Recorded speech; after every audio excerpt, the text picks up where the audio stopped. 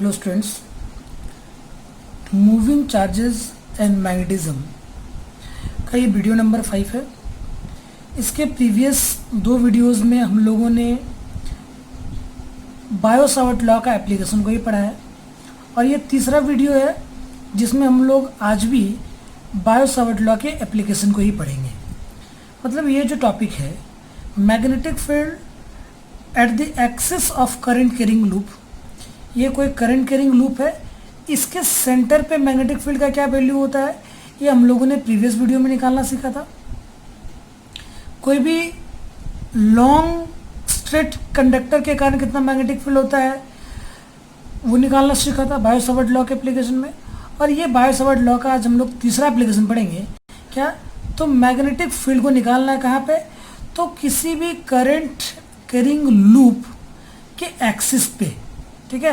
Centre पे तो निकालना हम लोगों ने सीखा था, आज हम लोग एक्सिस पे निकालना सीखेंगे कि एक्सिस पे कैसे निकालते हैं। तो सिंपली हम लोग ये जान लें कि ये भी क्या है, ये भी क्या है, तो बायो-सावर्ट लॉ का एप्लीकेशन है। This is also an application of Biot-Savart law.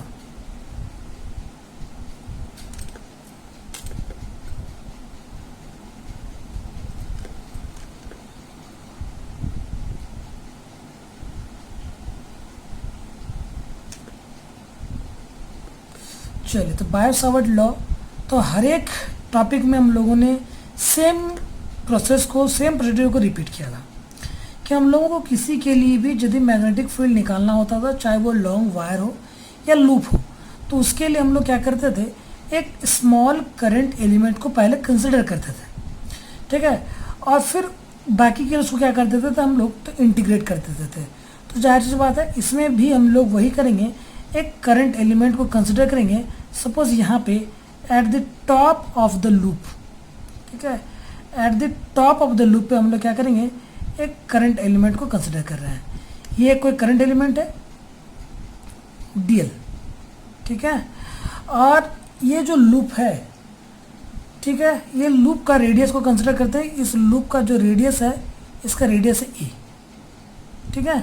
A radius के इस लूप में जो करंट फ्लो हो रहा है वो करंट फ्लो हो रहा है आई, ठीक है, आई करंट फ्लो हो रहा है। अभी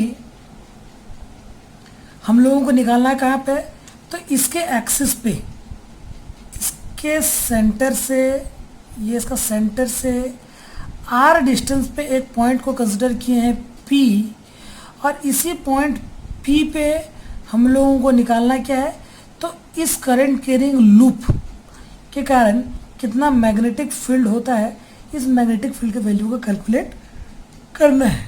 तो उसी सिलसिले में हम लोगों ने क्या किया है, यहाँ पे करंट एलिमेंट कंसिडर किया जिसका लेंथ क्या है डीएल। लेकिन बायो-सावर्ट लॉ में हम लोग पढ़े थे करंट कैरिंग कोई भी करंट एलिमेंट के कारण जो मैग्नेटिक फील्ड होता है वो क्या है, तो d b is equals to mu naught by 4 pi I d l sine theta by r square. तो अभी तो हम लोगों को सिर्फ ये पता चला है कि इस लूप से करंट कितना पास कर रहा है, आई पास कर रहा है। ये जो करंट एलिमेंट हम लोग कंसिडर किया उसका लेंथ क्या है डीएल है, ये 2 चीज़ें तो पता है। तो यदि हम लोग इस करंट एलिमेंट डीएल के लिए यहाँ पे पी को मैग्नेटिक फील्ड को निकालना चाहें तो 2 चीज़ें हम लोगों को और चाहिए होगी। एक तो वो डिस्टेंस, ठीक है, ये डिस्टेंस, यहाँ पे ये डिस्टेंस, वो डिस्टेंस आर होता था, यहाँ पे डिस्टेंस आर के अलावा कुछ होगा क्योंकि आर हम लोग यहाँ पर दूसरी चीज़ को कंसिडर किए हुए हैं। तो वो करंट एलिमेंट से इस पॉइंट के बीच का डिस्टेंस पता होना चाहिए। तो हम लोग कंसिडर कर रहे हैं कि this is the vector S. ये क्या है,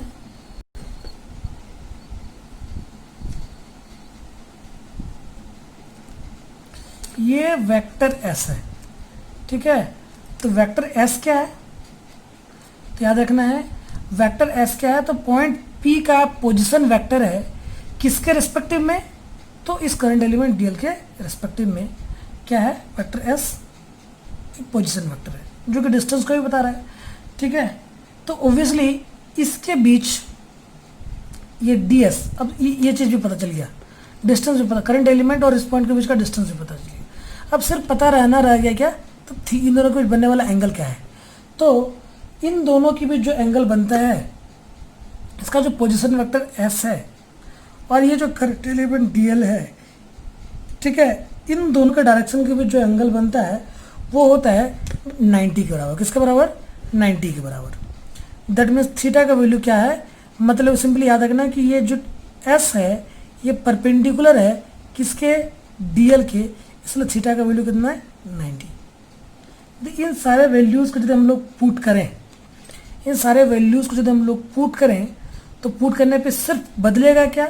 तो ओबियसली थीटा की जगह पे हम लोग 90 पुट करेंगे और यहाँ पे जो कि डिस्टेंस आर था, यहाँ पे डिस्टेंस क्या है? एस है। तो ये एक्सप्रेशन बदल के हमारा क्या हो जाएगा? ये एक्सप्रेशन हमारा बदल जाएगा और अभी हम लोग इस एक्सप्रेशन को क्या लिखेंगे? तो d b means magnetic field due to this current element d l at this point P is equals to mu naught by 4 pi I d l sine 90 by s का स्क्वायर। ठीक है, तो उससे sign 90 का value 1, तो यहाँ पे क्या मिल जाएगा हम लोगों को? डी बी थोड़ा सा रिजॉल्व होकर डी बी का जो वैल्यू है वो क्या मिलेगा? तो mu naught by 4 pi I d l sine 90 का वैल्यू 1 बाई एस स्क्वायर। ये एक एक्सप्रेशन मिला अभी किसके लिए? इसके लिए। ठीक है, तो यहाँ पे इस dv का जो डायरेक्शन होगा वो dv का डायरेक्शन क्या होगा? हम लोग जानते हैं, पहले भी हम लोगों ने पढ़ा है कि वो क्या होता है? Perpendicular to the plane but in inward direction. तो सपोज ये हम लोग डायरेक्शन दिखा रहे हैं कि इसका जो मैग्नेटिक फील्ड होगा वो परपेंडिकुलर टू द प्लेन होगा, प्लेन के परपेंडिकुलर होगा और ये इनवर्ड डायरेक्शन में, ये सपोज ये dv का डायरेक्शन है। इनवर्ड वाले डायरेक्शन को हम लोग ऐसे दिखाते हैं। ठीक है, ये dv का डायरेक्शन है, but this is perpendicular to the plane. क्या है? ये प्लेन के परपेंडिकुलर है। ठीक है, इसके परपेंडिकुलर है। तो अभी हम लोगों को नहीं पता। ठीक है, तो हम लोग क्या करेंगे? यहाँ पे परपेंडिकुलर और ड्रॉ करेंगे। ये परपेंडिकुलर, ये देखने पे पता चलेगा कि ये वाला एंगल, ये जो एंगल है ये वाली एंगल ये 90 है और ये वाली एंगल तो 90 है ही, ये वाली एंगल तो 90 है ही, क्योंकि इसको तो हम लोग परपेंडिकुलर ड्रॉ किए हैं इस एक्सिस पे। ठीक है, ये वाला एंगल 90 है क्योंकि ये क्या है? db है, क्या है? परपेंडिकुलर टू द प्लेन, और ये वाला हम लोग परपेंडिकुलर ड्रॉ करें, ये 90 है। सपोज कंसिडर करते हैं कि ये एंगल है फाई। ठीक है, ये एंगल है फाई, तो डेफिनेटली ये एंगल जो है, ये दोनों का सम 90 है ना, इन दोनों का सम कितना है? 90 है, तो डेफिनेटली ये एंगल 90 माइनस फाई होगा। चलिए, ये पता चलेगा 90 माइनस फाई। लेकिन ये 90 है ना, यदि ये 90 है और ये 90 माइनस फाई है, तो ऑब्वियसली ये फाई होगा, तभी इसका और इसका सम 90 होगा। ठीक है, तो कंक्लूजन से पता चला कि ये एंगल क्या है?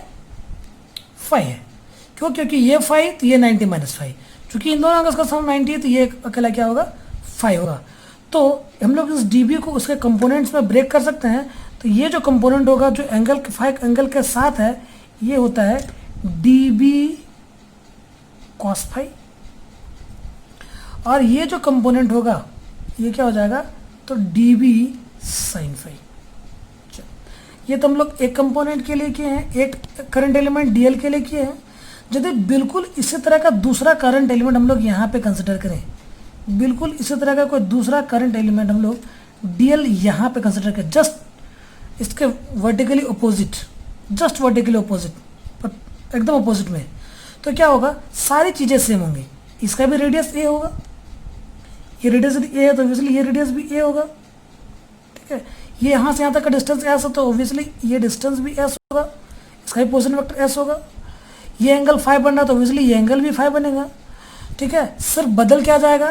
तो चूंकि यहाँ पे मैग्नेटिक फील्ड का डायरेक्शन बदल जाएगा और यहाँ पे बाकी सारी चीज़ मैग्नेटिक फील्ड का मैग्नीट्यूड भी सेम होगा। यहाँ पे जो dv का वैल्यू है यहाँ पे भी dv का वही वैल्यू होगा, इसके कारण में dv का वही वैल्यू होगा। सब डायरेक्शन बदल जाएगा और डायरेक्शन क्या होगा? तो इस तरह का डायरेक्शन होगा, डायरेक्शन जस्ट इसके अपोजिट होगा।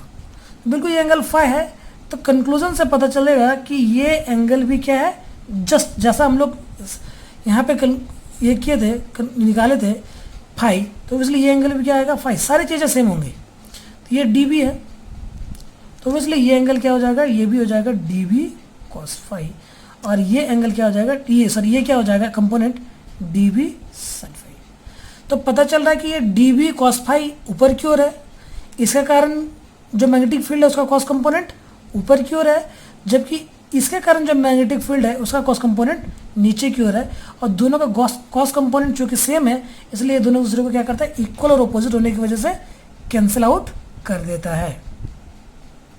ठीक है, ये क्या कर देता है, कैंसिल आउट कर देता है। अभी ये तो पता चल गया, लेकिन डी बी साइन फाई का डायरेक्शन भी इधर की ओर, और इसके कारण जो डी बी साइन फाई उसका भी डायरेक्शन इधर की ओर, मतलब दोनों डी बी साइन फाई क्या हो जाएगा, ऐड हो जाएगा। ये तो हम लोग बस दो कंपोनेंट के लिए किए, इस कंपोनेंट और इस कंपोनेंट के लिए। हम लोग इसी तरह का कंपोनेंट यदि यहाँ पे कंसिडर करें, ये एक कंपोनेंट कंसिडर कर ले, ये एक कंपोनेंट कंसिडर करेंगे, तो इसलिए इन दोनों के कारण भी जो कॉस कंपोनेंट है वो कैंसिल आउट हो जाएगा, जो साइन कंपोनेंट है जुड़ जाएगा। यहाँ पे हम लोग दो करंट एलिमेंट कंसिडर किए, एक ये और एक ये, जस्ट इसके वर्टिकल अपोजिट। तो इन दोनों का भी जो कॉस कंपोनेंट है वो कैंसिल हो जाएगा, साइन कंपोनेंट जुड़ जाएगा। तो कंक्लूजन ये आ रहा है कि हर एक करंट एलिमेंट का जो साइन कंपोनेंट जुड़ता जाता है और कॉस कंपोनेंट क्या होता है, कैंसिल होता जाता है। तो यहाँ पे P पे जो रिजल्टेंट मैग्नेटिक फील्ड होगा वो क्या होगा, तो सारे एलिमेंट के कारण जो मैग्नेटिक फील्ड होगा उसका साइन कंपोनेंट का सम होगा, क्योंकि सारा कॉस कंपोनेंट तो कैंसिल हो जा रहा है, सिर्फ कौन सा कंपोनेंट बच जा रहा है, तो साइन कंपोनेंट, और सारे साइन कंपोनेंट का डायरेक्शन सेम है, इसलिए क्या होगा, सारे साइन कंपोनेंट जुड़ता जाएगा।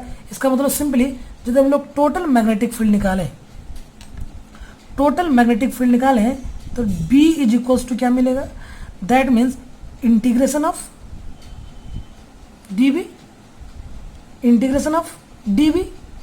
तो इंटीग्रेशन ऑफ dB हम लोग क्या करेंगे, यहाँ पे dB को इंटीग्रेट करेंगे, तो dB को इंटीग्रेट करने पे क्या मिलेगा, तो इस सारी चीज़ों को पुट करेंगे, म्यू नॉट बाय 4 पाई, ठीक है, mu naught by 4 pi I d l, sorry dB को यहाँ पे इंटीग्रेट नहीं करना है, dB साइन फाई को इंटीग्रेट करना है, क्योंकि क्या क्या क्या है, तो इसका साइन कंपोनेंट ऐड होते जाता है। तो जो टोटल मैग्नेटिक फील्ड होगा dB, ये क्या हो जाएगा, B जो कुछ क्या हो जाएगा, dB साइन फाई का इंटीग्रेशन, ठीक है, dB साइन फाई का इंटीग्रेशन। अभी यहाँ पे dB का वैल्यू मिला हुआ है, तो dB का वैल्यू क्या मिला हुआ है, तो mu naught by 4 pi I d l by s square into sine phi. चलिए अभी हम लोग साइन फाई का वैल्यू को पुट करेंगे, तो ये फाई है ना, साइन का वैल्यू क्या होता है, P बाई एच, P क्या है, A है, और H क्या है, S है, तो इसलिए यहाँ पे क्या लिखेंगे हम लोग, A बाई एस, ठीक है। तो यहाँ पे S और एस स्क्वायर क्या हो गया, S क्यूब, ये ऊपर, तो ये इसमें जो कोई सारा चीज़ कांस्टेंट है, सिर्फ क्या इंटीग्रेट होने के लिए है, तो डीएल इंटीग्रेट होने के लिए है, तो क्या हो जाएगा, तो mu naught by 4 pi I a by s cube, sorry s cube, और क्या हो जाएगा, डीएल सिर्फ इंटीग्रेट करने के लिए बचा हुआ है, ठीक है, डीएल सिर्फ क्या है, तो इंटीग्रेट करने के लिए बचा हुआ है।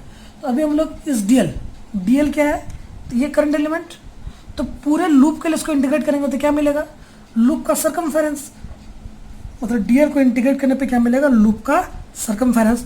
तो लूप का सरकमफेरेंस की वैल्यू को हम लोग पुट करें, तो mu naught by 4 pi I a by s cube into DL का जो इंटीग्रेशन है क्या मिलेगा, 2 पाई ए, क्योंकि इसका रेडियस क्या है, ए है, रेडियस आर होता तो हम लोग 2 पाई आर लिखते हैं, रेडियस एक्स होता तो 2 पाई एक्स लिखते हैं, लेकिन चूंकि यहाँ पर रेडियस क्या है, ए है, तो हम लोग रेडियस क्या लिखेंगे, ए, सर्कमफेरेंस क्या लिखेंगे, 2 पाई ए। अब यहाँ से कुछ चीज़ें कैंसिल होने वाली है, क्या चीज़ें कैंसिल होने वाली है, तो यहाँ से ओबियसली ये पाई और ये पाई कैंसिल आउट होगा, और यहाँ पे ये 2 आ जाएगा, मतलब यहाँ पे b का जो वैल्यू है वो क्या आएगा, mu not I a by A into A square by 2s cube, ये हमारा मिल रहा है क्या, मैग्नेटिक फील्ड का वैल्यू, लेकिन हम लोग एस के वैल्यू को भी रिप्लेस कर सकते हैं। हम लोग यदि यहाँ पे देखें तो पता चलेगा एस क्या है, तो इस राइट एंगल ट्रायंगल का, ये राइट एंगल ट्रायंगल का हाइपोटेनस है। तो इसलिए हम लोग एस का जगह पे क्या लिख सकते हैं, √a² प्लस r²। तो यहाँ पे क्या लिखेंगे, μ0 IA² बाई 2 इंटू एस का जगह पे क्या लिखें, तो √a² plus r² to the power 3। लेकिन चूंकि हम लोग जानते हैं इसका रूट का मतलब क्या होता है, पावर हाफ, रूट का मतलब पावर हाफ। तो यहाँ पे b का जो वैल्यू मिलेगा, क्या मिलेगा, μ0 IA² by 2a² plus r² to the power 3/2। ये मिलता है हमारा क्या, मैग्नेटिक फील्ड का वैल्यू, किसके कारण, करंट कैरिंग लूप के कारण। कब, जब उस लूप में केवल और केवल कितना टर्न हो, एक टर्न हो। यदि इसमें n टर्न्स होगा तो ऑब्वियसली इसको क्या करेंगे, हम लोग n से मल्टीप्लाई कर देंगे। यहाँ पे हम लोग स्पेशल केस क्यों चलेंगे कि if coil has n turns, if यहाँ पे लिख देंगे, डायरेक्ट सीधे लिखते हैं, ऐसा करते हैं, फॉर n टर्न्स। यदि कॉइल में n टर्न्स होगा, फॉर n टर्न्स, तो उसी एक्सप्रेशन को हम लोग क्या करेंगे, n से मल्टीप्लाई कर देते हैं। तो जो b का वैल्यू आएगा, b का वैल्यू आएगा क्या आएगा, μ0 NIA² by 2a² plus r² to the power 3/2। ये हमारा मिला क्या, magnetic field due to a current carrying loop at its axis, इसके एक्सिस पे, सेंटर पे हम लोग निकाले तो उसके लिए अलग एक्सप्रेशन आया था, उसका एक्सप्रेशन आया था μ0 NI/2a। ठीक है, यहाँ पे क्या है, तो μ0 NIA² by a² plus r² to the power 3/2। अभी इसमें हम लोग कुछ स्पेशल केसेस को डिस्कस कर सकते हैं। क्या स्पेशल केसेस होंगे, 3 स्पेशल केसेस को भी हम लोग इसमें डिस्कस करेंगे। सबसे पहला स्पेशल केस हम लोग डिस्कस करेंगे कि भाई हम लोग आर, याद रखना कि स्पेशल केस में जो सबसे पहला स्पेशल केस होगा, इसमें जो सबसे पहला स्पेशल केस होगा वो होगा कि r इक्वल्स टू 0 पुट करेंगे। क्या पुट करेंगे, r इक्वल्स टू 0। तो ये r ये डिस्टेंस है, तो r ये डिस्टेंस है, इसको 0 पुट करने का मतलब क्या, कि ये पॉइंट P कहाँ पे लाई कर रहा है, इसका सेंटर पे। ठीक है, तो यहाँ पे हम लोग पुट करके देखते हैं कि क्या हम लोगों ने लास्ट डे जो सेंटर के लिए पढ़ा था, b is equals to μ0 NI/2a, क्या वही एक्सप्रेशन वापस मिल रहा है, देखते हैं। तो हम लोग यहाँ पे क्या कर रहे हैं, तो अभी r के जगह पे 0 पुट करेंगे। ऑब्वियसली r के जगह पे 0 पुट करेंगे तो यहाँ पे b का जो वैल्यू होगा, ऊपर में तो कुछ बदलने से रहा, ठीक है, ऊपर में क्या रहेगा, μ0 NIA² बाई 2 इंटू, ये टर्म 0 हो गया, यहाँ पे क्या मिलेगा, तो a² टू द पावर 3/2। तो यहाँ पे ये और ये कट गया, नीचे रह गया क्या, a³, और a³ और यहाँ पे a² जब कट जाएगा तो सिर्फ नीचे एक a बच जाएगा। तो यहाँ पे क्या हो जाएगा, b is equal to μ0 NI, obviously a² cut चुका है, तो यहाँ पे क्या बचाएगा, 2a। हाँ, यही हमारा एक्सप्रेशन मिला क्या, तो जो हम लोगों ने पहले पढ़ रखा है। तो ऑब्वियसली ये हम लोग एक्सेस वाले के लिए सॉल्व करके उसमें स्पेशल केस पुट करके भी क्या कर सकते हैं, हम लोग सेंटर वाले केस को निकाल सकते हैं। ये एक स्पेशल केस है। दूसरा स्पेशल केस क्या है कि हम लोग ये कंसिडर करें कि ये जो पॉइंट P है ये काफ़ी दूर है, काफ़ी लॉन्ग डिस्टेंस है, किसके कंपैरिजन में, तो इसके रेडियस के कंपैरिजन में। मतलब कि ये काफ़ी एक्सिस का जो ये डिस्टेंस है ये काफ़ी दूर है। मतलब दूसरा हम लोग स्पेशल केस कंसिडर करेंगे कि when r is much greater then a, मतलब कि रेडियस के कंपैरिजन में ये जो पॉइंट का डिस्टेंस है वो काफ़ी ज़्यादा है। वैसे केस में हम लोग क्या कर सकते हैं, तो a को नेगलेक्ट कर सकते हैं। ए को यदि हम लोग नेगलेक्ट करेंगे तो ओबियसली सिर्फ आर वाला टर्म बच जाएगा, तो आर स्क्वायर होगा 3/2, वही सारी चीज़ें आएंगी जो वहाँ पे आई थी। तो यहाँ पे जो ए के साथ आया है वो अगली बार किसके साथ आएगा, आर के साथ आएगा। तो यहाँ पे हम लोग क्या मिलेगा, बी का वैल्यू, ए को हम लोग इस टर्म से क्या करेंगे, नेगलेक्ट कर देंगे, अवॉइड करेंगे, तो क्या होगा, mu naught N I A square by 2, चलिए आर क्यूब हो जाएगा। अब की बार ये क्या हो जाएगा, आर क्यूब, ठीक है, ये 2r क्यूब, ये एक एक्सप्रेशन मिला किसके लिए, when r is much greater then a। अभी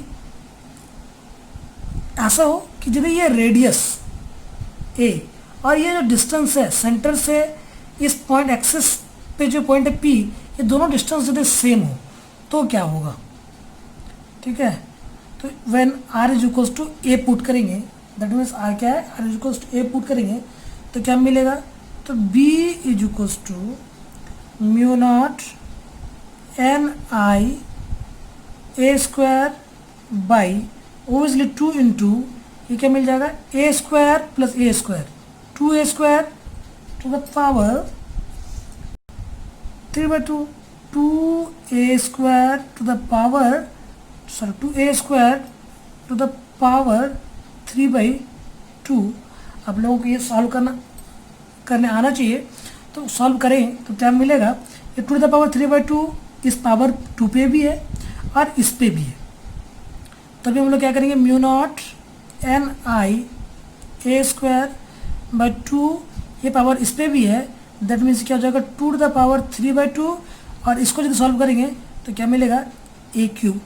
ओबियसली इन पावर्स को यदि ऐड करें तो हमें मिलेगा mu not N I A square by 2 to the power 5/2 into a cube, ठीक है। तो यहाँ पे ओबियसली ए स्क्वायर और ए क्यूब को यदि कैंसिल करें तो ये टर्म कैंसिल होकर नीचे क्या बचेगा, सिर्फ ए बचेगा। तो यही एक्सप्रेशन होता है किसका, जब r इज इक्वल्स टू ए का होगा। तो एक बार हम लोग रिकैप करेंगे सारी चीज़ों को।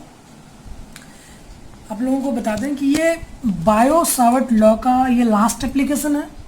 पहला एप्लीकेशन हम लोगों ने पढ़ा था कि कोई भी करंट कैरिंग कंडक्टर होगा लॉन्ग, ठीक है, तो उसके कारण कितना मैग्नेटिक फील्ड होता है, वो हम लोगों ने बायो सावर्ट लॉ के एप्लीकेशन से निकालना सीखा था। दूसरे वीडियो में हम लोगों ने सीखा कि कोई भी करंट कैरिंग लूप तो है तो उसका सेंटर पे कितना मैग्नेटिक फील्ड होगा। और तीसरा आज एप्लीकेशन हम लोग पढ़ रहे हैं कि करंट कैरिंग लूप है लेकिन यहाँ पे मैग्नेटिक फील्ड उसके एक्सेस पे कितना होगा। इसके लिए हम लोगों ने क्या किया है, तो एक करंट एलिमेंट डीएल को कंसिडर किया है, ठीक है, किस पे, तो लूप पे, एक ऐसे लूप पे जिससे करंट कितना फ्लो हो रहा है, करंट आई फ्लो हो रहा है, ठीक है, और उसका रेडियस कितना है, ए। उस पर करंट एलिमेंट डीएल को कंसिडर किया और उससे डीएल से एस डिस्टेंस पे पॉइंट पी को कंसिडर किए, ठीक है, जो कि उसका सेंटर से आर डिस्टेंस पे है। तो हम लोगों को पता चला कि ये जो ds वेक्टर है ये dl वेक्टर के परपेंडिकुलर है। वैसे में जब हम लोग बायो सावर्ट लॉ को लगा है तो हमें क्या मिला, dv इज इक्वल्स टू, इसके कारण जो मैग्नेटिक फील्ड मिला यहाँ पे क्या मिला, dv is equals to I d l mu naught by 4 pi I d l by s square. इसका डायरेक्शन ये मिला इनवर्ट। उसके बाद क्या किए, इसको हम लोग रिजॉल्व किए, इसके कंपोनेंट में तोड़े, तो ये dv कॉस फाई, ये dv साइन फाई। जस्ट इसी के ऑपोजिट हम लोगों ने दूसरा एलिमेंट कंसिडर किया dl, उसके कारण जो मैग्नेटिक फील्ड का डायरेक्शन है वो जस्ट इसके ऑपोजिट था। और ऐसे में हम लोग क्या किए, इसको कंपोनेंट्स में ब्रेक किए तो dv cos फाई ये मिला, dv sin फाई ये मिला। तो हमें पता ये चला कि ये इसका dv cos फाई इसके dv cos फाई को क्या कर रहा है, कैंसिल आउट कर रहा है, लेकिन dv sin फाई क्या हो रहा है, ऐड होता जा रहा है, ऐड हो गया। तो इस तरह से हम लोग हर एक दो कंपोनेंट के पेयर के लिए हमें क्या मिलेगा, उसका dv cos फाई दूसरे को कैंसिल करेगा, सिर्फ क्या होगा, dv sin फाई एक दूसरे से जुड़ता जाएगा। तो हम लोगों ने क्या किया, टोटल मैग्नेटिक फील्ड बी पे निकालने के लिए हम लोगों ने उस dv sin फाई को क्या कर दिया, इंटीग्रेट कर दिया। तो इंटीग्रेट करने पे सिर्फ यही चीज़ इंटीग्रेशन में मिला, क्या, इंटीग्रेशन ऑफ dl, इसको इंटीग्रेट किया तो हम लोगों को क्या मिला, 2 पाई a, मतलब सर्कमफेरेंस इसका। इसको सॉल्व करिए किए और फिर यहाँ पे एस की जगह पे a square plus r square to the power 1/2 put किए, हमें ये मिला। फिर ये जैसे हमें पता चला कि इसमें n टर्न्स होगा तो क्या करना है, तो n से मल्टीप्लाई कर देना है। फिर हम लोगों ने स्पेशल केस में पुट किया है, एक बार r इक्वल टू 0, ताकि इससे को हम लोग सेंटर के लिए भी निकाल सकें। जब R is much greater than A और R is equals to A के लिए 3 स्पेशल केसेस को हम लोगों ने यहाँ पे पढ़ा। तो ये हमारा बायो-सावर्ट लॉ का एप्लीकेशन ख़त्म होता है। इसके बाद की वीडियो में हम लोग डिस्कस करेंगे मैग्नेटिक फील्ड का जो डायरेक्शन निकालने के लिए जो रूल्स हैं, जो आप लोगों ने क्लास 10 में भी पढ़ के रखा है। 2 रूल, कोई स्ट्रेट कंडक्टर होगा तो उसके लिए हम लोग Maxwell right hand thumb rule का इस्तेमाल करते हैं, और यदि कोई करंट कैरिंग लूप होगा तो उसके लिए हम लोग भी वही रूल का इस्तेमाल करते हैं, लेकिन उसमें पोलरिटी को डिसाइड करने के लिए हम लोग जो क्लॉक फेस रूल को पढ़ते हैं, तो उन दोनों रूल्स को हम लोग अगले क्लास में डिस्कस करेंगे, अगले वीडियो में डिस्कस करेंगे। अगले वीडियो में हमारा टॉपिक होगा Maxwell right hand thumb rule, cork-screw rule और क्लॉक फेस रूल को हम लोग डिस्कस करेंगे। Thank you.